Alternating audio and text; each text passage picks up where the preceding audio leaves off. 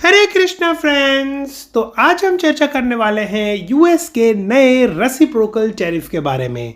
शायद आप सब ने बहुत सारी जगह पे न्यूज़ में सुना होगा कि ट्रम्प सरकार ने रेसिप्रोकल टैरिफ लगाए हैं। तो चलिए दोस्तों, आज हम इनका इम्पैक्ट समझेंगे और किस तरीके से यहाँ पर अपॉर्चुनिटीज क्लिक हो रही है इंडिया के लिए, क्या प्लस माइनस है, ये समझने का कोशिश करेंगे। तो चलिए दोस्तों, बिना किसी टाइम वेस्ट कर इस वीडियो को सीधा शुरू कर देते हैं।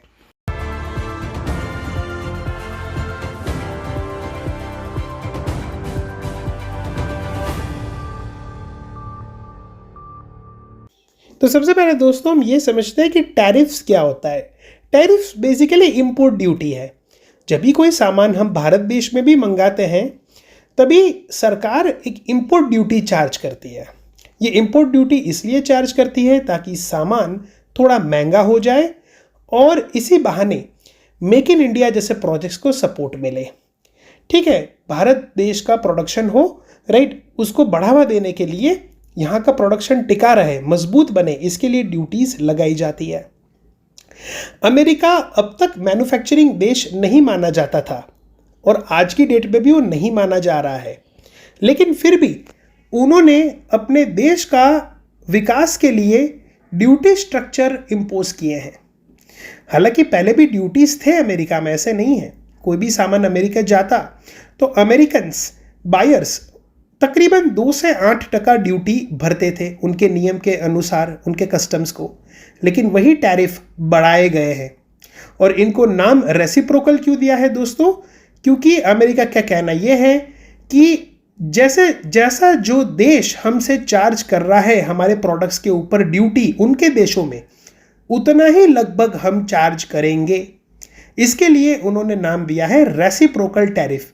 यानी कि ये नया जो ड्यूटी स्ट्रक्चर आया है ये अमेरिकन सिटीजन्स के ऊपर लागू है, ये अमेरिकन बायर्स के ऊपर लागू है कि जो सामान जिन देशों से अमेरिका जाएगा तो उतना % टैक्स देना पड़ेगा एज एन इम्पोर्ट ड्यूटी। अब दोस्तों, जो बुद्धिजीवी बायर है वो क्या सोचेगा कि मुझे सामान लेना है, लेकिन मैं कहाँ से लूँगा जहाँ से मुझे इम्पोर्ट ड्यूटी कम चार्ज हो रही हो। ठीक है, क्योंकि ड्यूटी तो भरनी ही पड़ेगी उनको और ड्यूटी के टैरिफ के रेट सबके लिए बड़े हैं, तो यहाँ पर वो चेक करेगा। तो अब तक क्या होता था कि भारत से लो या चाइना से लो ड्यूटी बराबर है, लेकिन अब चाइना के ऊपर लगेगा 34%, जबकि भारत से आए गए सामान के ऊपर अमेरिका लगा रहा है 26%। अब फर्दर दोस्तों, जब आप प्रश्न पूछेंगे हमारे 12 ओवरसीज AI एप्लीकेशन पे कि कौन ज़्यादा डिपेंडेंट है अमेरिका के ऊपर एक्सपोर्ट के लिहाज से, इंडिया या तो चाइना, तो आपको फिगर के साथ आंसर मिलेगा कि तकरीबन चाइना $500 बिलियन का एक्सपोर्ट करता है यूएसए को, जबकि भारत उनके सामने केवल 75.81 बिलियन का एक्सपोर्ट कर रहा है। यकीनन मानिए दोस्तों, भारत एक तरीके से आत्मनिर्भर है। क्यों? क्योंकि वो अपने आप में डोमेस्टिक में ही खेलता रहता है। उनका एक्सपोर्ट बहुत कम है दोस्तों, केवल 2% के आसपास। हम एक्सपोर्ट में उछल कूद करने का कोशिश कर रहे हैं, लेकिन अभी हम बहुत पीछे हैं। हमारे में क्षमता बहुत ज़्यादा है, राइट, लेकिन अभी भी काम बहुत कम कर रहे हैं। इसलिए हमको ज़्यादा फर्क नहीं पड़ेगा ये सारी चीज़ों को लेके। इनफैक्ट अगर हम यहाँ पर अपॉर्चुनिटी तलाश कर लें तो हमको ऐसा बिजनेस मिलेगा जो हमारा बहुत ही इंपैक्टफुल ग्रोथ कर देगा। लेकिन फिर भी दोस्तों, भारत ने इस चीज को लाइटली नहीं लिया। भारत ने पहले से ही आकलन करके रखा था कि ये ड्यूटी टैरिफ्स बढ़ जाएंगे और रेसिप्रोकल टैरिफ आ रहा है। इसलिए जनवरी से ही भारत ने धीरे धीरे करके अमेरिकन प्रोडक्ट्स के ऊपर ड्यूटीज कम करने शुरू कर दिए। और आपको शायद पता भी नहीं होगा, बहुत मीडिया में कम चर्चा हुआ, राइट, लेकिन बहुत सारे अमेरिकन प्रोडक्ट्स के ड्यूटी भारत कम करते जा रहा है। इनफैक्ट कम करके भी दिए हैं, राइट। सो इंडिया ने एक स्ट्रैटेजी पहले से बना ली कि हम एक रिलेशनशिप बिल्डअप करेंगे और उनको एक दिलासा दिलाएंगे कि नहीं, हम ड्यूटीज आपकी कम कर रहे हैं, राइट, ताकि रेसिप्रोकल टैरिफ में हमारे एक्सपोर्टर्स को, राइट, एक दुश्मनी के रूप में ना देखा जाए और उनको हमेशा एक एडवांटेज मिले। और यकीन नहीं माने दोस्तों, इस चीज़ का फायदा भी हमको मिला, क्योंकि चाइना के कंपैरिजन में टैरिफ्स हमारे कम आए हैं। और अभी आगे का भी बेनिफिट्स मैं आपको शो करने का कोशिश करूंगा। दोस्तों, यहाँ पर आपको लगेगा कि भारत देश ने ड्यूटी कम करके अपना बहुत बड़ा नुकसान किया, लेकिन दोस्तों ये नुकसान उतना बड़ा नहीं है जितना हम सोच रहे हैं, क्योंकि भारत देश की आमदनी इंपोर्ट ड्यूटी कलेक्शन करके बहुत ही कम कंट्रीब्यूशन करती है वो जीडीपी में, बहुत ही छोटा पोर्शन। इनफैक्ट सरकार ड्यूटीज कम भी कर सकती है, राइट, उनसे उनको कोई ज़्यादा फायदा है नहीं, लेकिन सरकार ये नहीं कर रहे हैं क्योंकि वो डोमेस्टिक प्रोडक्शन को बचाना चाहते हैं, मेक इन इंडिया को ज़्यादा प्रमोट करना चाहते हैं। ये सारे रीजंस के कारण वो ड्यूटीज़ बढ़ा के रखे हैं, इसलिए नहीं क्योंकि उनको इनकम, बहुत ज़्यादा इनकम हो रही है इंपोर्ट ड्यूटी कलेक्शन से। ये बात हमको समझना पड़ेगा। अब लगभग हम सारे प्रोडक्ट्स को मिला लें, इंपोर्ट ड्यूटी के टोटल कलेक्शन के फंड्स जो हो रहे हैं वो हमारे जीडीपी में कंट्रीब्यूशन 1% से भी कम कर रहे हैं, राइट। सारा इंपोर्ट्स जो भारत देश में आ रहा है वो जीडीपी को 1% भी वैल्यू ऐड नहीं कर पा रहा टोटल। तो आप समझिए दोस्तों कि income from the import duties which Indian government is able to generate is pretty very less। इसलिए भारत को फर्क नहीं पड़ता। भारत इंपोर्ट ड्यूटीज अमेरिका के प्रोडक्ट्स को रिड्यूस इसलिए कर रहा है ताकि वो इंडियन एक्सपोर्टर्स को सपोर्ट दे पाए जिनको यूएस में एक्सपोर्ट करना है। बाकी इंडिया को इतना इफेक्ट नहीं कर रहा है ये चीज़ें। अब दोस्तों चाइना का सिनेरियो आप देखिए। ट्रम्प टैरिफ के बाद उन्होंने तो अमेरिका के ऊपर टैक्स और बढ़ा दिए चाइना ने। तो यहां पर चाइना की स्थिति क्या है? चाइना पूरा झटपटा गया है। China can not survive at this stage, right. उनको कुछ ना कुछ हल निकालना पड़ेगा यहां पर, और उन्होंने ये स्ट्रेटेजी अपनाई कि चलो हम काउंटर टैरिफ डालते हैं उनके सामने, ताकि अमेरिकन्स को हम और परेशानी दें, ताकि अमेरिकन्स भी हमारा दुख दर्द को समझे और कुछ रास्ता निकले। लेकिन फाइटिंग से रास्ता नहीं निकलता, नेगोशिएशन से रास्ता निकलता है, और ये सभी को समझना है दोस्तों। अब फर्दर दोस्तों अमेरिका को भी समझना होगा कि पालने वाला ऊपर वाला है सबको, राइट। भोक्तारम यज्ञ तपसाम सर्वलोकम महेश्वरम सुहृदयम सर्वभूतानाम ज्ञात्वा माम शांति मृच्छति, राइट। ये समझना पड़ेगा। यहां पर हम सबसे बड़ा गलती ये कर देते हैं, हमारी सोच हम छोटी कर देते हैं, और जब हम अपनी सोच छोटी कर देते हैं तो उसी हिसाब से हमको रिवॉर्ड मिलता है, उसी हिसाब से हम सेवा कर पाते हैं। और at the end of the day छोटी सोच होने के बावजूद भी कहीं ना कहीं हमको वो लॉजिकली सही नज़र में आती है। क्यों? क्योंकि वो भी भगवत गीता के अनुसार हो गया, राइट। एक श्लोका के अनुसार, यथा माम प्रपयन्ते तमस्तथा व्यभजाम्यहम् ममा वर्त्मनुवर्तन्ते मनुष्य पार्था सर्वः सः। अगर आप दोस्तों सोचेंगे कि आपको ज्यादा लोगों का सेवा करना है तो आपको सप्लाई भी ज्यादा मिलेगा, अगर आप दिल से सच्चे निकले तो, राइट। अपना पर्सनल स्वार्थ नहीं। अगर आपको ज्यादा लोगों का सेवा करना है तो आप वाकई में वो कर पाएंगे। लेकिन अगर आप छोटा सोच रखेंगे कि मुझे लिमिटेड लोगों का सेवा करना है, मेरे को मेरे अपने जन का ही सेवा करना है, या मेरे अपने नेटवर्क का ही मुझे देखना है, जब ऐसी सोच हो जाएगी तो ऑटोमेटिकली आपको सप्लाई जो मिलेगी वो कम मिलेगी। फिर आप क्या सोचेंगे कि देखिए मैंने निर्णय सही लिया, मैंने पहले से ही कुछ लोगों को निकाल दिया मेरे नेटवर्क से, मेरे पोर्टफोलियो से, या मेरे सेवा के रेंज से। मैंने कम नेटवर्क चुना उनको ही सेवा करने के लिए। अब मुझे जो अर्निंग हुआ काम करके वो भी कम हुआ, तो मैं सबको सेटिस्फाई कर पाया जिन्होंने मैंने अपने साथ रखा या मैंने उनके बारे में सोचा। लेकिन यहां पर सबसे बड़ी गलती आपकी सोच की थी। अगर आपने सोचा होता कि आपको हायर रेंज को सपोर्ट करना है, राइट, तो अल्टीमेटली आपको सप्लाई ज्यादा मिलती। लेकिन आपने अपनी सोच छोटी रख दी। इसके कारण क्या हो रहा है? आपको छोटा चीज मिल रहा है, आपके देश को छोटा बेनिफिट मिल रहा है, आपके समाज को, आपके परिवार को छोटा एडवांटेज मिल रहा है और उसमें भी आप खुश हो रहे हैं, क्योंकि ये यथामाम प्रपयन्ते, राइट। आपको अपनी सोच बढ़ानी पड़ेगी, हमको हमारी सोच बढ़ानी पड़ेगी, तभी जाके हम ज्यादा लोगों तक पहुंच सकते हैं और उनको बेनिफिट दिलवा सकते हैं। हायर इंपोर्ट ड्यूटी से यूएस लोगों का कितना बड़ा नुकसान हो रहा है। प्रोडक्ट्स महंगे मिल रहे हैं, वहां पर स्किल लेबर है नहीं, स्टॉक मार्केट पूरा का पूरा डाउन हो चुका है। पहले ये तैयारी होनी चाहिए थी।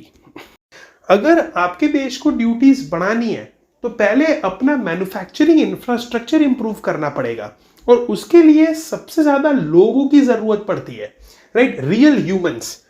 आजकल की डेट में मैं ये भी देख रहा हूं कि कंपनियां एआई आते ही लोगों को निकाल रही है। ये भी गलत है। लॉन्ग टर्म में इसका फायदा नहीं होगा समाज को। आप जिन लोगों को निकाल रहे हो, बेहतर है कि आप सोचो कि उनको आप एआई पावर्ड कैसे बना सकते हो, कहां पर एआई उपयोग करके वो लोग अपना स्किल इंप्रूव करें और समाज में कहीं काम आ पाए। ये जरूरत पड़ेगा दोस्तों। आप केवल एआई के बल पे नहीं जी सकते, समाज में लोगों की जरूरत पड़ेगी। जितने ज्यादा लोग इन्वॉल्व एआई में होंगे, अब आज आप बता रहे हैं कि एक एआई आपका टेक्नोलॉजी, राइट, 5-10 लोगों का काम कर सकता है, राइट। तो आपने एक एआई लाया और 5-10 लोगों को कंपनी से निकाल दिया। लेकिन अब ये सोचिए ना कि 5-10 लोगों को अगर आप एआई ड्रिवन कर दे तो वो और 50 लोगों का काम करेंगे। वो नहीं सोच रहे आप बस यही सोच रहे हैं कि भाई एआई से एक जन को आ गया, 5 लोगों को निकाल दो, राइट। लेकिन उन बाकी के लोगों को एआई सिखा दो या एआई एम्पावर्ड करो तो वो 50 जन की तरह काम करेंगे। आपकी कंपनी में पहले 5 लोग थे, अब आपकी कंपनी में 50 लोग हो गए, आपको क्या फर्क पड़ता है, राइट। 50 का पावर का काम करेंगे ना ये करके। तो ये सोच रखनी पड़ेगी दोस्तों, राइट, वरना हम सही दिशा में आगे नहीं बढ़ पाएंगे। अब फर्दर दोस्तों, खास करके जो ई कॉमर्स का काम करते हैं और उसमें से भी खास करके जो चाइनीज प्रोडक्ट्स को बाय करके अमेरिका में भेज रहे हैं, उनके लिए ये रूल बहुत ही खतरनाक साबित हो सकता है। उनको रीस्ट्रेटेजाइज करना पड़ेगा and they need to change their country now, right, if this tariff rates remain same with the China. क्योंकि $800 का सामान अगर आप छोटा प्रोडक्ट्स, छोटी इनवॉइस वैल्यू का आप अगर यूएस लाते थे तो वहां पर ड्यूटी नहीं लग रहा था, वो आपका 0 ड्यूटी में क्लियर हो सकता था। लेकिन अभी ये रूल को निकाल दिया गया है, यानी कि अभी ड्यूटीज आपकी लगेगी चाहे भले ही आप $800 का कम का कंसाइनमेंट भी ला रहे हो। खास करके जो लोग ई कॉमर्स में काम करते थे उनको ये ध्यान रखना है अभी, right, and they need to restrategize their shipments. अब फर्दर दोस्तों बात करते हैं अपॉर्चुनिटीज की, कि क्या भारत देश के लिए अपॉर्चुनिटीज है, क्या भारतीय एक्सपोर्टर के लिए बेनिफिट है यूएस में अभी के टाइम पे काम करने के लिए। दोस्तों इसके लिए स्ट्रॉन्ग रिसर्च चाहिए, राइट। केवल न्यूज़पेपर और मीडिया के न्यूज़ देखने से नहीं होगा, आपको एक एक डॉक्यूमेंट, आपको रिसर्चिंग बहुत स्ट्रॉन्ग करनी पड़ेगी, आपको मेंटरशिप का हेल्प लेना पड़ेगा, सपोर्ट लेना पड़ेगा, तब जाके आप बहुत अच्छी तरीके से इसमें से काम कर सकते हैं। मैं आपको कुछ प्रोडक्ट्स का एग्जांपल यहां पर आपको शो करना चाहूंगा और आप सोचिएगा कि आप अगर अमेरिकन बायर है तो क्या आप ये प्रोडक्ट इंडिया से लेंगे कि नहीं, ये खुद आप सोचिएगा। सबसे पहला that is the cotton products. Cotton products as an American buyer आप सबसे ज्यादा चाइना और बांग्लादेश से बाय करते थे, लेकिन अब क्या होगा, चाइना की ड्यूटी और बांग्लादेश की ड्यूटी बहुत हाई है, इतना मार्जिन्स इस प्रोडक्ट्स में नहीं है। So now the best option is India.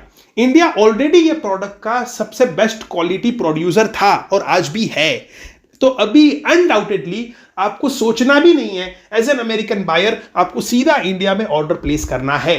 अगर यहां पर अपॉर्चुनिटी इंडियन एक्सपोर्टर अपनी कॉन्फिडेंटली रिप्रेजेंट करे बायर को, then they can get the best business out of it। और यकीन मानिए आप इससे भारत देश का बहुत बड़ा विकास कर पाएंगे और वहां के लोगों को, वहां के समाज के लोगों को भी आप बड़ा फायदा दिलवा पाएंगे अपने प्रोडक्ट से।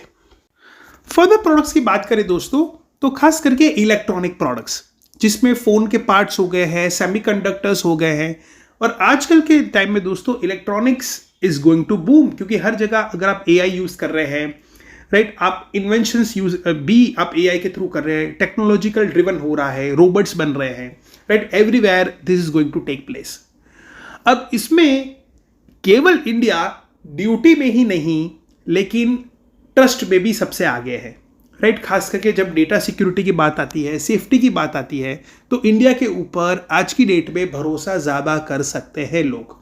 और इंडिया अब इनका मैन्युफैक्चरिंग हब बनने में बहुत आगे निकल रहा है। तो अभी के टाइम पे हम जो प्रोडक्ट्स प्रोवाइड कर सकते हैं अमेरिकन्स को, वो भी सबसे सस्ते और सबसे अच्छे प्रोवाइड कर सकते हैं सेफ्टी के साथ, जहां पर हमारी ड्यूटीज भी दूसरे नेशन यानी कि हमारे कंपटीटर्स से कम होगा, राइट। तो आप चेक कर सकते हैं दोस्तों ड्यूटी स्ट्रक्चर, और आप फिर ऑर्डर को प्लेस कर सकते हैं।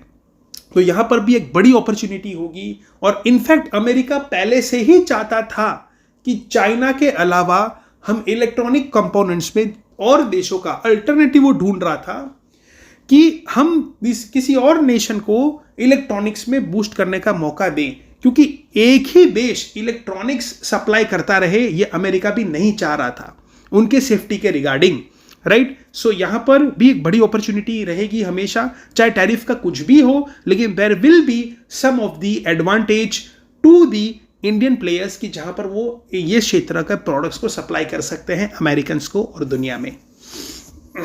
अब फर्दर दोस्तों बड़े बड़े एक्सपोर्टर्स स्मार्ट ट्रेड रूटिंग की तरफ बढ़ गए। They just want to reroute their trade, क्योंकि दोस्तों हर देश का ड्यूटी स्ट्रक्चर सेम नहीं है अमेरिका के साथ। सिंगापुर का ड्यूटी स्ट्रक्चर 10% ही है, ब्राजील का ही भी 10% ही है। तो ये लोअर टैरिफ का फायदा लोग ले सकते हैं अगर उनके ऑफिसेस या वो स्विच बीएल कर पाए, उन देशों से रीशिप करवा पाए। जैसे यूएई का भी 10% ही है केवल टैरिफ यूएसए के साथ।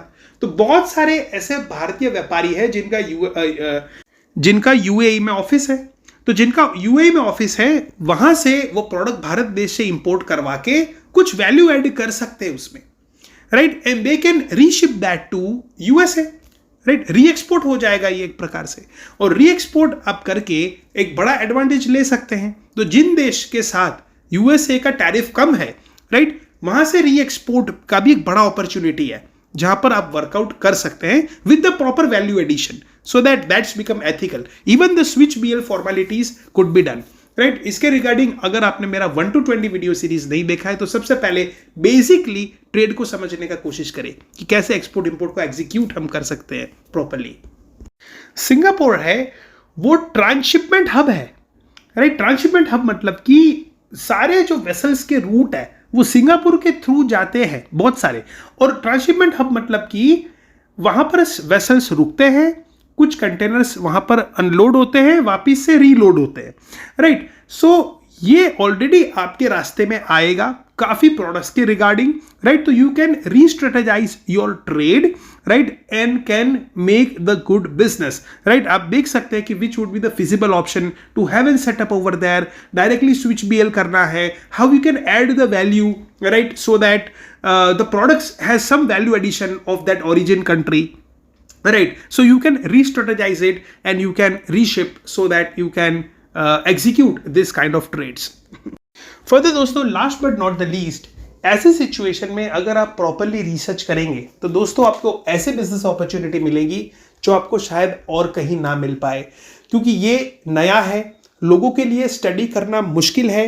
लेकिन अगर आपने मेहनत कर ली, राइट, अगर आपने इस पर राइट मेंटरशिप चुन ली और अगर आपने प्रॉपरली इस पर काम किया तो आप बहुत अच्छी तरीके से हो सकते हैं।